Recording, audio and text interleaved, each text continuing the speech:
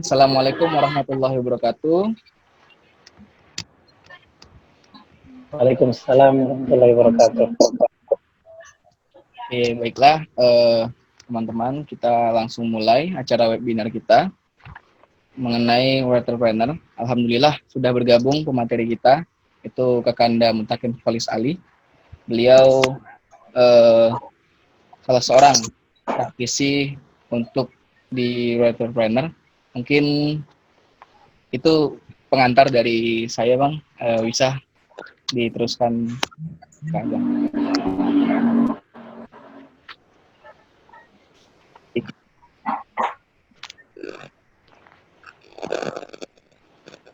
Halo, gimana nih? Mungkin itu, Bang, mungkin bisa dilanjutkan dari Abang.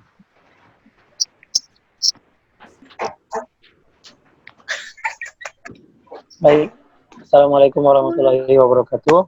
Waalaikumsalam. Salam hormat saya kepada Saudara Direktur Digital Edi Mustafa SPD CMPDT CHCHT yang telah memberikan kesempatan untuk bisa bergabung bersama di dalam kegiatan webinar entrepreneur ini. Pertama sekali kita ucapkan segala puji dan syukur berbagai macam dengan lafaz Allahumma sholli ala Muhammad wa ala ali Muhammad.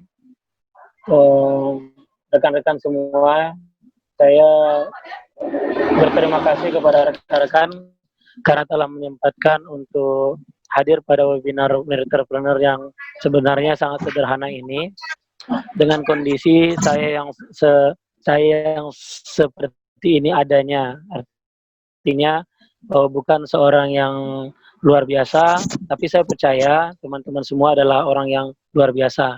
Karena orang yang luar biasa itu adalah orang-orang yang siap untuk berbagi pikiran dan mendengarkan orang yang biasa saja seperti saya. Rekan-rekan semua, sedikit saya perkenalkan. Nasution, saya aktivitasnya sekarang di Mandailing Natal, Sumatera Utara, alumni S1 UNP Teknik Informatika Komputer dan sedang di program pasca sarjana di kampus yang sama. Untuk pengalaman saya mungkin bukan orang yang punya banyak pengalaman. Saat ini fokus dalam dunia kepenulisan. Alhamdulillah sudah menerbitkan 3 buah buku dengan ISBN, yaitu yang pertama Monumentasi Pikiran dan Jalan Perjuangan, yang kedua Bingkisan Rindu untuk Sang Guru, yang ketiga itu Nove, dan yang keempat sekarang sedang dalam pengusulan ISBN, yaitu model-model pembelajaran abad 21. Ketika ditawarkan untuk berbicara mengenai entrepreneur, sebenarnya saya sedikit gamang karena terus terang pengalaman saya pun masih sangat minim sekali. Namun hari ini kita akan mencoba berdiskusi seputar apa dan bagaimana entrepreneur itu. Baiklah, mungkin saya ingin sedikit bercerita. Saya memulai menulis itu sejak saya tahu dengan tulisan, dan saya percaya teman-teman juga seperti itu. Saya mulai menulis itu mulai dari saya SMP, itu saya sudah mulai menulis diary saya, dan saya membiasakan diri untuk menulis di buku catatan saya. Hari ini saya sengaja tidak membuat slide karena saya berharap pertemuan ini hanya pertemuan pemantik atau mengawali pertemuan-pertemuan kita ke depannya. Nah, kembali ke yang tadi, sebenarnya bagi saya tidak ada orang yang tidak bisa menulis. Semua orang yang mengenal kata pasti bisa menulis. Namun banyak faktor yang membuat tulisan itu ada yang bernilai jual dan ada yang tidak. Ini jika kita melihat tulisan itu dari sisi bisnisnya. Nah, tidak semua tulisan yang kemudian bernilai jual. Namun kalau ditanyakan apakah setiap orang bisa menulis, pasti bisa menulis. Nah, saya ingin bercerita, saya memulai tulisan itu mulai dari SMP, saya sudah biasa membuat cerpen sampai ke tingkat aliyah, dan di universitas juga saya alhamdulillah aktif menulis di koran lokal dan juga koran nasional. Dan ketika mulai masuk ke jenjang kuliah, di sana saya mulai berpikir kenapa tulisan itu tidak menjadi tidak menjadi sebuah cara untuk mendapatkan uang. Nah, ketika saya berpikir seperti itu, saya alhamdulillah punya banyak teman diskusi sesama penulis juga yang memiliki pemikiran yang sama. Di sanalah kita mulai tahu adanya beberapa trik dalam menulis untuk menghasilkan uang dari menulis tersebut. Dari asal katanya, writerpreneur itu tentu, writer artinya penulis, dan preneur itu gabungan yang artinya orang yang menulis dan mengupayakan usaha ataupun finansial dari tulisannya tersebut. Nah, sebagai seorang writerpreneur, kita menulis itu tidak hanya sekedar menyalurkan hobi, tapi kita menulis supaya kita mendapatkan income dari apa yang kita tulis. Nah, saya langsung saja ke inti persoalan karena kelas ini bukan kelas supaya bisa menulisnya, tidak, atau kelas penulis. Tapi ini kelas lebih kepada writerpreneur. Nah, writerpreneur ini bisa kita bagi dalam beberapa segmentasi. Yang pertama, writerpreneur secara individual, dan yang kedua, writerpreneur secara kelompok. Nah, seorang writerpreneur secara individual itu memiliki kemampuan ataupun potensi untuk menulis dan menghasilkan uang secara individu atau secara sendiri saja. Sedangkan kalau kelompok, dia bersama-sama dalam tim untuk menghasilkan uang tersebut.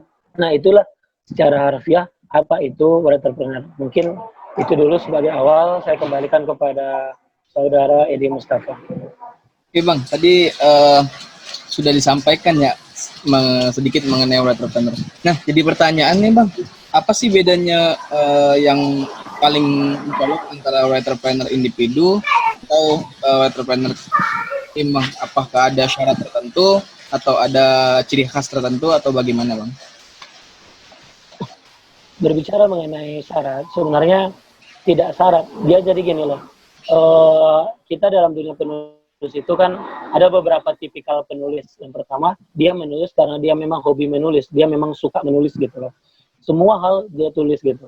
Misalnya, saya tadi pagi bangun pagi, saya mulai tadi malam ya.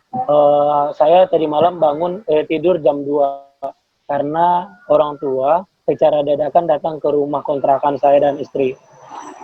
Nah, sampai di rumah itu orang tua dan paman saya datang bawa sambal gitu kan, bawa gulai sambal, terus ngobrol dengan kami sampai jam 2 baru saya bisa tidur gitu. Nah, bangun tidur itu sekitar jam subuh, telat sedikit, saya bangun kemudian sholat, dan setelah sholat saya tidur lagi. Setelah tidur saya mulai aktivitas. Itu sebuah tulisan, itu menjadi sebuah cerita yang bisa ditulis sebenarnya. Bagi seorang yang punya hobi menulis, dia hanya menuliskan itu karena dia memang suka nulisin itu gitu loh. Dia nggak berpikir ini akan jadi apa, yang penting saya hobi menulis gitu. Saya hobi menulis, saya salurkan tulisan saya ini. Nah, itu orang yang individual dalam segmentasi, dia punya hobi menulis. Yang kedua, ada orang yang memang dia menulis ketika tulisan itu dihargai oleh orang gitu. Nah, ini masuk dalam tipe writerpreneur tadi. Nah, contohnya apa? Contohnya seperti saya, mungkin Edi sendiri tahu. Abang menulis itu, kalau itu hanya untuk menyalurkan hobi, abang hanya menjadikan itu status Facebook. Buat status Facebook, misalnya tentang sebuah kebijakan pemerintah misalnya, selesai, kemudian upload. Dan itu sampai di sana saja. Tapi kalau misalnya kita sudah berbicara mengenai writerpreneur tadi, secara individual, orang yang menulis itu ketika dia tahu akan dibayar tulisannya. Contohnya, kita nulis artikel opini, kita kirim ke salah satu koran lokal misalnya, sebutlah Padang Express. Setelah selesai kita nulis di sana, kita dapat honor dari situ. Itu writerpreneur dalam sisi individual. Apakah ada syarat tertentu? Syarat satu-satunya adalah mau nulis, you harus bisa baca. Orang yang bisa baca pasti bisa nulis. Namun ada yang berkualitas atau tidak, atau punya nilai jual atau tidak tulisan itu. Nah, bagaimana dengan tim membuat tulisan dengan tim ini juga tergantung dari apa pesanan tulisan itu gitu. Jadi dalam dunia kepenulisan itu orang yang membentuk tim ini biasanya orang yang ingin mengumpulkan beberapa ide dari peserta atau dari member dari kelompok tersebut. Nah, jika ditanyakan apa syaratnya, dia harus memiliki satu bidang ilmu yang mereka kuasai secara bersama gitu. Jadi dan dibutuhkan memang dalam dunia tulis menulis tersebut. Dan biasanya untuk dunia tulis menulis yang berhubungan dengan kelompok itu lebih didominasi pada tulisan yang bersifat ilmiah seperti pembuatan buku atau pembuatan majalah atau apalah itu gitu. Nah, kalaupun ada buku yang sifatnya kelompok ada juga. Mungkin itu deh. Oke. Nah, pasti ketika menulis hal yang paling mendasar adalah ide atau topik yang ingin ditulis. Nah, kalau Abang sendiri bagaimana untuk menemukan ide atau topik yang ingin ditulis dan bisa dimasukkan ke website dan platform yang menghasilkan tersebut? Sebenarnya kalau ditanyakan bagaimana kita mendapatkan ide, yang pertama ini terus terang kita nggak bikin slide ya, biar sebenarnya natural, naluriah aja yang muncul apa yang kita omongin ini gitu. Karena kalau terlalu disetting dengan slide sebenarnya ya itu ya, kadang saya suka juga menyitir kata-kata Rocky Gerung. Orang yang buat PowerPoint itu orang yang nggak punya power dan nggak punya poin gitu kan. Nah, sebenarnya sih karena ini apa ya dalam kesibukan juga. Karena ini saya tadi sampaikan sama Edi sedang dalam perjalanan juga gitu. Namun ini kita secara spontan saya jawab bagaimana caranya memunculkan ide. Pertama kita harus tahu dulu apa passion kita. Kita ini sebenarnya sukanya apa sih gitu loh. Sebenarnya dalam semua hal, ya kan? Dalam organisasi pun kita harus tahu ada orang yang kemudian dia menulis fiksi, padahal apa ya? Dia tuh passionnya itu ilmiah gitu loh. Ya kan? Dia maaf, dia misalnya masuk kalau kita di UNP lah misalnya, dia masuk PPIPM misalnya kan, yang terbiasa untuk nulis hal-hal yang ilmiah, dipaksain untuk nulis novel, itu bisa lama banget gitu. Artinya orang yang mengetahui tentang passion dirinya itu sedang membuat jalan bypass menuju ke puncak kesuksesan dia gitu. Bukan berarti orang yang memaksakan diri tidak pada passionnya itu nggak bisa sukses, nggak juga gitu. Orang itu bisa sukses, ada yang dengan pelatihan, ada yang dengan pembiasaan, tapi butuh energi lebih untuk mencapai kesuksesan itu. Nah, pertama temukan dulu apa passion kita. Setelah kita tahu apa passion kita, maka ide itu dengan sendirinya akan mengalir. Contohnya seperti ini, misalnya Siti Hajar Taitami, passionnya apa? Misalnya, passion itu kan bisa dilihat dari apa yang kita gandrungi sehari-hari. Contohnya kecantikan atau tata rias. Coba dulu membuat artikel dari apa yang selama ini kita alami.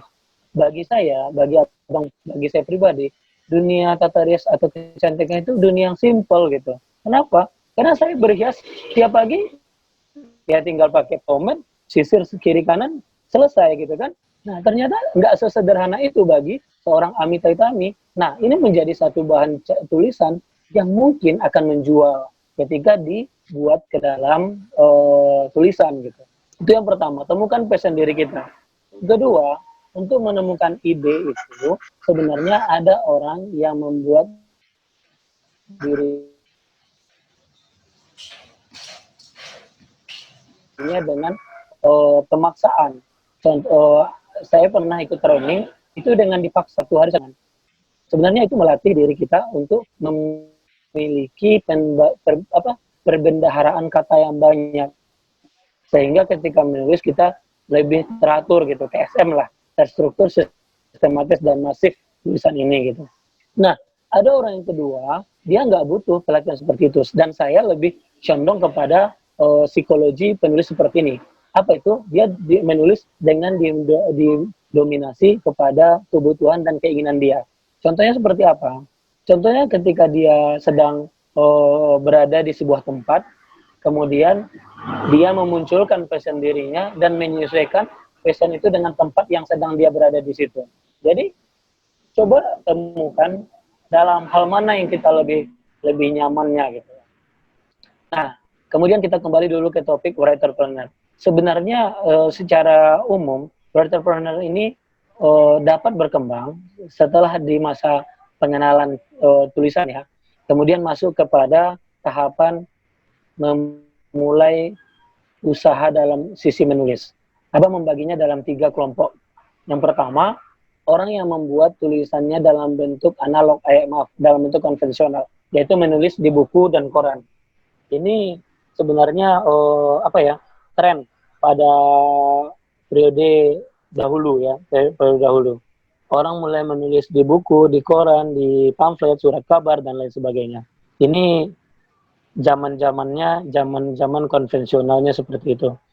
Nah, setelah zaman ini ada sisi kedua, yaitu orang mulai menulis secara digital, dan ini akan menjadi fokus pembicaraan kita.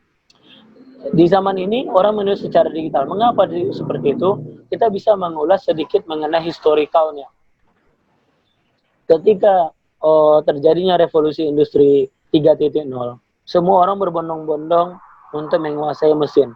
Hampir semua kampus itu membuat membuat jurusan mesin. Karena ketika itu yang sedang tren adalah mesin. Kemudian berubahlah zaman ke 4.0. Semua orang berbondong-bondong meng-IT-kan dirinya gitu kan. Dan memang zaman ini zaman digital, zaman IT, semua orang berbondong-bondong untuk masuk teknik informatika. Begitupun dengan dunia tulisan. Dunia tulisan juga mendapatkan tempatnya di dunia digital itu. Ada orang yang mulai membuat tulisan itu dengan menerima jasa di website artikel misalnya. Dia menjadi penulis lepas. Ini juga menjadi sebuah tawaran usaha bagi seorang penulis. Dia mulai menjadi penulis lepas pada pada website-website yang membutuhkan itu.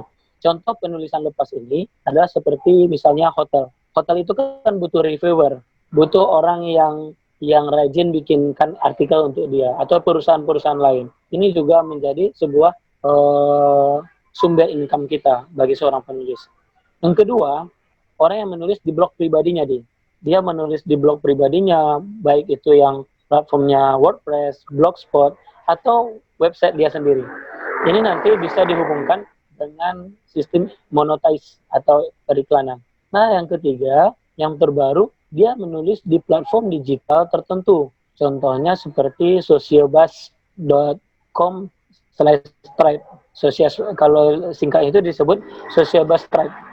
Socialbuzz Tribe ini adalah sebuah platform digital yang mengapresiasi penulis dengan memberikan imbalan income kepada penulis dari apa yang dia tulis. Donasi itu bisa disesuaikan dengan apa yang menjadi background dari seorang penulis tersebut.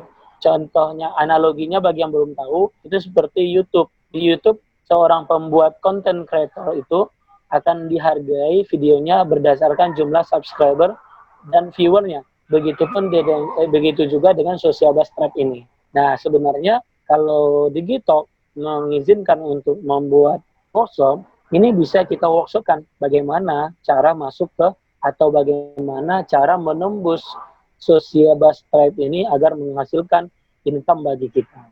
Mungkin itu dulu, Di. Kalau kepanjangan nggak apa-apa, dipotong aja ya, Di.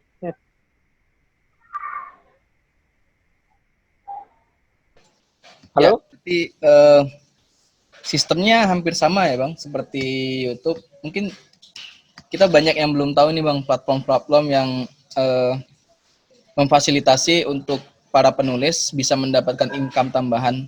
Karena memang yang sesuai yang Abang sampaikan di awal dulu, untuk mendapatkan tambahan di tulisan kita itu baik media cetak rata-rata. Nah, ya. Mungkin bisa disampaikan Bang, alurnya bagaimana sedikit supaya teman-teman bisa tergambar. Mungkin di lain hari kita bisa masuk ke workshop yang lebih detail lagi, tapi ini bisa disampaikan pengantarnya Bang, minimal untuk supaya kita bisa memahami sebelum masuk ke workshopnya nanti. Baik, mengenai platform yang yang memakai sistem monetize atau donasi bagi penulis itu ada banyak ya, ada yang nasional punya, ada yang cakupannya memang global.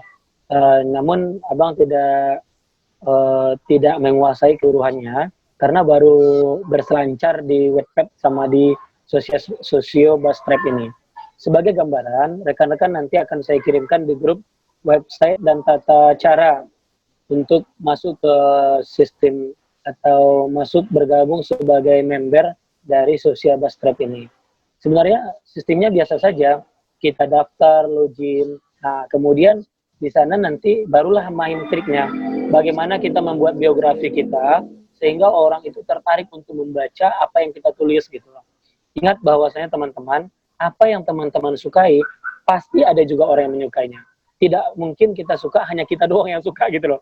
Itu kita jadi aneh sendiri nanti gitu kan. Pasti selain kita ada nih orang lain yang suka. Artinya di sanalah sebenarnya kita bisa membuat biografi yang menarik atau keterangan yang menarik mengenai tulisan kita yang akan diminati oleh calon pembaca yang akan menghasilkan uang bagi kita.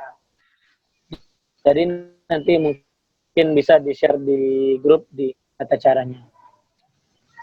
Nah, menarik ya Bang. Untuk ketika awal-awal menulis nih Bang di website atau di blog, nah itu kan pasti untuk peminatnya bisa dibilang kita membangun dari awal tuh Bang. Bisa diceritakan Bang bagaimana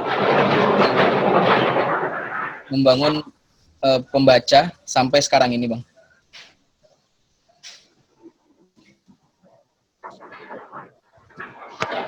Bagaimana? Ya, jadi bisa diulang deh. Di awal menulis kan pasti pembacanya masih sedikit ya Bang, masih belum stabil lah seperti itu. Nah, mungkin bisa diceritakan Bang bagaimana perjalanan Abang memulai menulis di beberapa platform ini sehingga pesertanya itu bisa sudah sebanyak ini gitu Bang. Nah, kalau ditanyakan mengenai apa trik yang kita gunakan agar pembaca itu selalu setia dengan kita, mungkin itu sederhananya yang Pak Direktur tanyakan ya. Sebenarnya trik itu bisa kita munculkan sendiri. Secara pribadi kita pasti punya trik tertentu. Yang pertama, kita harus menjaga konsistensi dari penulisan kita. Kita dari awal harus mendefinisikan siapa diri kita. Artinya, gue penulis horor. Ya udah, yang ditulis itu horor terus gitu. Sehingga, halo? Ya, ya. Ketika kita sudah menulis horor terus kan, kita akan menuai yang pertama itu tentu kritikan. Terus terang ketika awal menulis, hal yang pertama saya harapkan itu adalah dikritik gitu. Nah, jadi ketika kita sudah dikritik tapi kita tetap konsisten, di sana proses pembelajarannya dimulai. Setelah kita konsisten, secara tidak langsung kita akan terbiasa untuk memperbaiki kualitas dari tulisan tersebut. Jadi tidak mungkin seseorang itu akan bagus kualitas tulisannya kalau dia tidak menulis dan berupaya untuk menerima setiap kritikan dari apa yang orang sampaikan kepada dirinya gitu. Nah, setelah kita konsisten, kemudian kita asah kompetensi kita, bagaimana caranya supaya kualitas dari tulisan kita tetap bagus. Dan yang ketiga, tentu saja kita mulai untuk memperbaiki dari nilai jual dari tulisan kita tersebut. Tentunya dengan cara memperluas jaringan. Nah, bagaimana salah satu kelemahan yang sering Abang temukan ketika berada di forum-forum kepenulisan adalah kebanyakan penulis itu hanya memiliki animo di awal saja. Euforia ingin jadi penulis saja. Bagaimana supaya namanya tercatat saja. Oh, gue penulis, nama gue ada di sini. Nah, sebenarnya kan dari tulisan itu ketika itu disebarkan, kita sudah mempersilahkan diri kita untuk diadili oleh pembaca, ya kan? Untuk diadili oleh pembaca, ada orang yang akan teriak tentang kebaikan tentang kualitas kita yang bagus, tapi tidak sedikit juga orang yang akan langsung ngebully kita, dan ini hal yang lumrah terjadi secara natural gitu loh. Nah, kebanyakan ini semangat di awal ini akan hancur lebur tatkala menerima kritikan dari orang. Itu yang pertama. Yang kedua adalah persoalan kelas apa itu tidak bisa mengalahkan yang namanya malas gitu. Saya pribadi nih nggak bisa ngasih tahu, lu kalau nggak mau malas caranya gini, ya susah gitu. Karena malas itu penyakit hati kita, gitu, penyakit diri kita sendiri. Yang tahu cara menyelesaikannya ya kita gitu. Dia tidak berhubungan dengan orang lain. Malas itu datangnya dari diri kita. Namun kalau ditanyakan kepada abang, saya pribadi, bagaimana supaya nggak malas? Satu-satunya cara supaya nggak malas adalah paksakan diri kita untuk tetap mencoba menulis. Nah, kepada rekan-rekan yang saat ini sedang mengupayakan diri untuk menulis atau ingin menembus dari platform-platform digital penghasil uang tadi, saran saya adalah ketika rekan-rekan punya tulisan, share ke sosmed. Share ke sosmed rekan-rekan semua, terutama di Facebook, di Twitter, di Instagram. Kenapa? Fungsinya ada dua. Yang pertama, ketika teman-teman share tulisan itu, teman-teman mempersilahkan diri untuk diadili, sebagaimana yang saya katakan tadi. Ketika orang memberikan komentar apapun tentang tulisan kita, itu adalah masukan yang memberi energi baru buat kita. Yang kedua, ini mengenai copywriting atau mengenai kepemilikan, hak cipta. Ketika teman-teman pernah mempublish sesuatu, maka secara nggak langsung teman-teman telah membuat monumentasi dari tulisan tersebut. Tulisan ini akan menjadi satu catatan sejarah kalau teman-teman pernah membuat tulisan membuat hal itu atau membicarakan hal tersebut. Ini sangat penting. Kenapa? Teman-teman mungkin bisa melihat beberapa waktu yang lalu ada orang yang yang dilambung-lambungkan sebagai penulis, ternyata ketahuan ternyata dia adalah seorang plagiator gitu kan. Rupanya dia memplagiat dan ternyata tulisan yang dia plagiat itu status orang lain. Status orang yang dia plagiat, orang itu bisa memberikan kritik karena dia pernah menulis tentang itu. Nah, ide teman-teman, ide itu buat aja di dalam bentuk status dulu. Tidak masalah bagaimanapun bentuknya, mulai saja untuk menulis walaupun itu hanya di status sosial media. Mungkin itu Dit. Oke, itu hal yang lumrah ya Bang, mengenai rasa malas ya. Apalagi di awal menulis. Nah, yang jadi penasaran nih Bang, ya sembari aktivitas Abang yang cukup padat, yang sangat padat, bagaimana sih Abang membagi waktu bisa tetap konsisten menulis? Karena yang dilihat nih, Abang menulis tuh hampir tiap hari, bahkan sudah menerbitkan 2 buku dan 1 novel Bang. Nah, gimana sih Bang tips untuk membagi waktu tersebut? Nah, mengenai membagi waktu, ini kan kalau kita bicara kenapa seseorang bisa membagi waktu, ini tergantung kebiasaan. Kita dulu di organisasi, bagi yang pernah berorganisasi itu dididik bagaimana membuat skala prioritas. Penting, Abang udah mulai lupa teorinya gitu. Tapi itu diimplementasikan. Apa hal yang penting, tapi mendesak, itu harus disegerakan. Apa hal yang penting, tapi tidak mendesak, mungkin bisa dijadikan prioritas nomor 2. Nah, ketika membagi waktu, sebenarnya hal ini yang paling penting. Walaupun kita menulis, sebenarnya gini, menulis itu bisa menjadi sebuah candu ketika kita memulainya dengan untuk sebuah kebutuhan, bukan sekedar keinginan gitu loh. Nah, jadi kalau ditanyakan bagaimana membagi waktu yang paling pas, kalau Abang pribadi, Abang targetkan 1 hari itu seharusnya ngomongin hal apa gitu. Harus ada yang ditulis dalam 1 hari tersebut. Karena nggak mungkin dalam 1 hari itu nggak ada peristiwa. Dan dalam peristiwa itu tentu ada hal yang akan ditulis. Nah, ini sedikit pengalaman bagaimana di dunia tulis-menulis ini. Ketika kita sudah mulai rutin membuat tulisan, ngepost tulisan kita, ini yang menjadi sumber keuangan juga ya. Akan ada orang yang punya dana dan punya ide, namun kesulitan untuk menuliskan idenya tersebut. Kita bisa dipinangnya menjadi penulis buat dia. Ini namanya sistem ghostwriter atau apa ya kalau bahasa kerennya sekarang ya. Abang lupa juga. Cuman itu jadi masukan juga buat kita. Saya pribadi dari kuliah memang gimana ya, ini menjadi 2 mata pisau sih. Di satu sisi orang akan mempertanyakan idealisme. Karena ketika kita menulis dan tulisan itu menjadi hak milik orang lain, sebenarnya kita sedang bertarung dengan hati kita gitu. Tapi di sisi lain, ketika kita menulis dengan ide yang murni dari orang lain, kita mampu menuliskannya, ini selain menjadi sumber pemasukan bagi kita, juga menjadi sebuah apresiasi. Artinya, yang menghargai.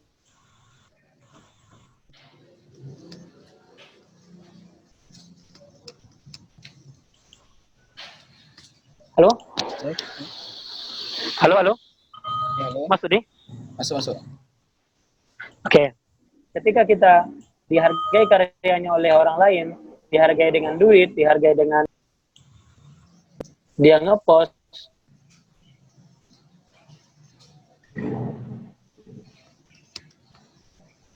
Halo Bang.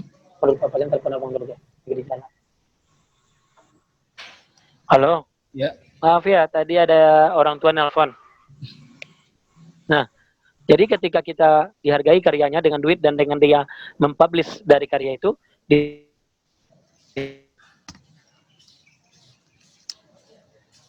sana kita juga mendapat kira-kira. Jadi kalau ditanya membagi waktu, sebenarnya kita bisa membagi waktu itu dengan skala prioritas saja. Bagi saya pribadi, tidak ada waktu yang akan terbuang untuk tulisan. Karena dalam tadi itu sebelum tidur abang mulai menulis apa kira-kira yang mau saya tuliskan. Itu saya paksakan minimalnya 4 paragraf itu selesai. Pagi setelah sholat subuh saya review lagi. Ketika setelah sholat subuh baru saya post gitu. Apa sebelum pergi ke sekolah baru saya posting gitu.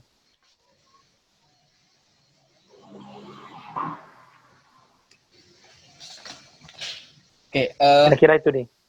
Iya Bang, sangat menarik sih. Nah, ini Bang, pastilah teman-teman di sini kan ingin mencoba memulai Bang. Ada tidak syarat khusus untuk daftar di minimal dia sudah punya tulisan berapa atau ada syarat tertentu atau bahkan tanpa syarat? Gimana syarat khusus gimana?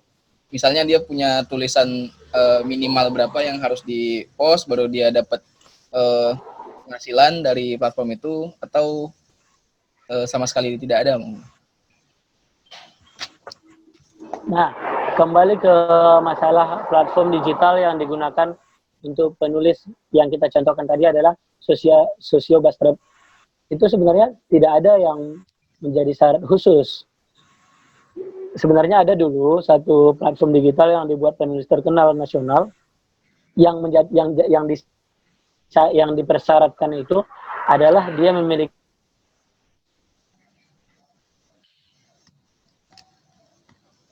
200 subscriber itu. Namun kalau setahu saya di Sociobastra syarat khusus untuk mendaftar. Siapapun boleh mendaftar. Silahkan mendaftar dan silahkan berkarya. Sama seperti YouTube. Kita tidak dituntut untuk punya kemampuan membuat video dulu baru boleh buka akun YouTube. Setiap orang bisa membuka akun YouTube. Seperti itu kira-kira. Nah, ini sedikit apa nih Bang? Sedikit buka rahasia nih Bang ya. Kalau boleh tahu nih Bang. Oh ya. Tulisan Abang nih. Nah, kira-kira kalau sekarang sudah berapa Bang yang dapat? Untuk motivasi juga.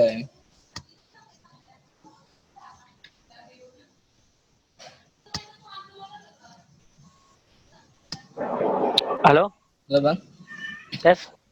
Ya gimana? Ya, kalau boleh tahu nih Bang, untuk motivasi teman-teman. Udah berapa kira-kira nominal yang Abang dapat dari tulisan itu? Yang kita tahu kan, kalau ditanyakan berapa yang didapatkan dari dunia tulis-menulis ini sebenarnya beragam. Dan alhamdulillah yang konsistennya pun ada, itu berdasarkan dari royalti yang kita terima. Dan kebanyakan kalau dulu saya menulis itu lebih kepada kebutuhan, jadi sendiri tahu kalau kita dulu satu kos gitu kan, kalau lagi kepepet nggak ada uang, mulai nih nyari-nyari kira-kira mau nulis di koran mana dulu, yang mana yang bakal cairnya cepat gitu kan. Nah memang Seperti itu modelnya. Kalau ditanyakan sampai sekarang dari dunia tulis menulis udah banyak yang didapatkan. Alhamdulillah terakhir kemarin membuat website pribadi pun dan akhirnya di take down gara-gara ketidaksulitan tim programmer kita. Itu dari dana penulisan juga. Kita menerima honor dari penulisan, kita buatkan ke sana. Satu buku itu ketika kita menerbitkan di penerbit, dia akan dibayarkan royaltinya sebesar 10% setiap penjualan. Jadi bisa kalikan harga satu buku misalnya 80.000 untuk 200 halaman, itu 200.000 itu maaf, berapa tadi? Oh, 120.000. Nah, 10% dari 120.000 itu berapa gitu? 12.000 rupiah. Kalikan 1.000 eksemplar yang dicetak gitu kan, berarti sudah 12 juta. Dan itu baru beredar mungkin di 1 atau 2 kota. Dan itu baru dari sisi penulisan konvensional yang berupa buku. Bagaimana yang dari platform digital itu bisa lebih banyak lagi. Dan mungkin tidak usah terlalu dilupakan cokinya, karena memang mungkin saja yang mengikuti webinar ini banyak yang lebih senior daripada saya. Gitu. Oke, berarti sangat menarik ya Bang, kalau misalnya kita buat workshop khusus untuk mengajak teman-teman di teknik mendaftarkan di tulisannya di platform itu ya Bang?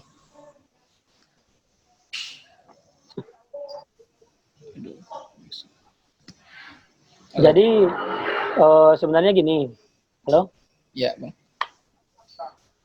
Jika Pak Direktur Digital bersedia dan rekan-rekan berminat, saya bisa mulai menghubungi teman-teman penulis-penulis senior yang lain yang mungkin punya kapasitas yang besar dalam hal kepenulisan ini. Yang senior itu dalam pikiran saya sudah ada 2 orang dan bisa kita buat pelatihannya secara maraton. Artinya secara bertahap kita buat workshop kepenulisan. Mulai dari bagaimana memulai sebuah tulisan, bagaimana mengemas tulisan sehingga menarik, dan sampai nanti bagaimana menembus platform digital sampai menghasilkan uang. Ini bisa kita mulai, dan rekan-rekan bisa diskusikan dulu dengan dikomandoi Pak Direktur Edi Mustafa, bagaimana kira-kira apakah ini bisa direalisasikan. Dari sisi saya pribadi, saya siap untuk menghadirkan materi dan pematerinya, insya Allah. Ya, itu sangat membantu sekali untuk teman-teman yang punya hobi menulis sebenarnya Bang.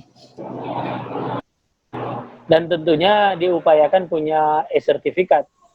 Karena kalau dari dari pantauan kita di lapangan, sebenarnya salah satu yang tidak akan pernah matinya itu bisnis tulis menulis, ya kan? Dan penyesuaian dirinya terhadap zaman digital itu menjadi hal yang mutlak harus kita miliki. Jadi kalau teman-teman bersedia dan ketika teman-teman memiliki e-sertifikat, itu akan sangat mendukung kepada potensi teman-teman menjadi seorang entrepreneur yang bagus. Kenapa? Karena calon dari klien kita, baik itu klien untuk menjadi ghostwriter seperti yang saya jelaskan tadi, atau klien-klien yang lain seperti klien perusahaan untuk penulisan artikel, atau misalnya kita menulis di Social Buzz Trap atau platform digital lain, itu akan semakin tertarik ketika kita memiliki sertifikat atau memiliki sertifikat dalam bidang pelatihan menulis atau bidang workshop yang akan dilaksanakan oleh Digitalk nanti, jika itu jadi gitu. Mungkin itu dia. Iya, mungkin itu kan. Dan waktunya kayaknya udah tinggal 1 menit ya. Iya, tinggal 6 menit sih Bang. 1 menit. Nah, mungkin itu nanti jadi PR bagi Ruang Digital untuk memfasilitasi teman-teman supaya bisa belajar atau langsung workshop di kepenulisan dan bagaimana masuk di platform-platform yang mendanai penulisan. Nah, mungkin itu Bang, karena waktu kita terbatas. Terima kasih banyak untuk teman-teman yang mau berdiskusi. Mungkin bisa langsung ke grup WhatsApp kita.